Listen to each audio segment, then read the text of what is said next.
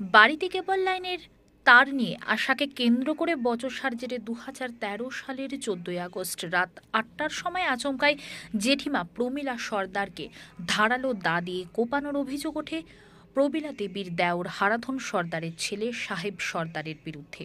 ওই দিনই হাসপাতালে নিয়ে যাওয়ার পথে মৃত্যু হয় প্রমীলা দেবীর। সেই খুনের ঘটনায় মূল অভিযুক্ত সাহেব সর্দার সহ তার বাবা, মা, বোন ও দাদার নামে অভিযোগ দায়ের করা হয়। অবশেষে বৃহস্পতিবার সেই খুনের ঘটনায় বারুইপুরে ফার্স্ট ট্র্যাক কোর্টের বিচারক কৃষ্ণেন্দু সরকার মূল অভিযুক্ত সাহেব সর্দারকে আজীবন সশ্রম যাবজ্জীবন কারাদণ্ডে দণ্ডিত করেছেন। জয়নগর থানার অন্তর্গত রামরুদ্রপুরের গ্রামের ঘটনা। এই ঘটনায় সাহেব সর্দার নামক এই আসামি তার নিজের জেঠিমা প্রমীলা সর্দারকে ধারালো দায়ের কোপে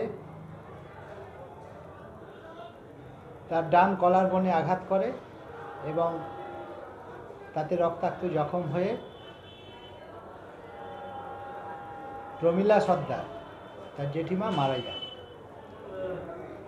এই কেসের বিচার চলছিল। এই কেসে প্রসিকিউশনের সরকার পক্ষের 14 জন সাক্ষী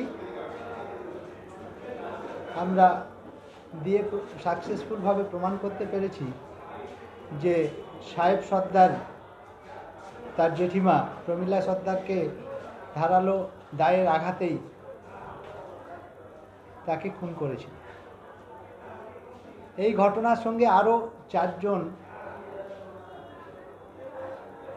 হারাধন সর্দার, দুঃখীরাম সর্দার, প্রতিমা সর্দার ও দেবলা সর্দারের নাম জড়িয়েছিল, কিন্তু তাদেরকে আমরা তথ্য প্রমাণের অভাবে এই কেস থেকে সরকার পক্ষের সমস্ত সাক্ষী সাবুত শুনে কোর্ট তাদেরকে খালাস করে দেন। কিন্তু ঘটনা পরম্পরায় কোর্ট তাদেরকে একটা 6 মাসের শান্তিরক্ষার বন্ড দিতে বলে।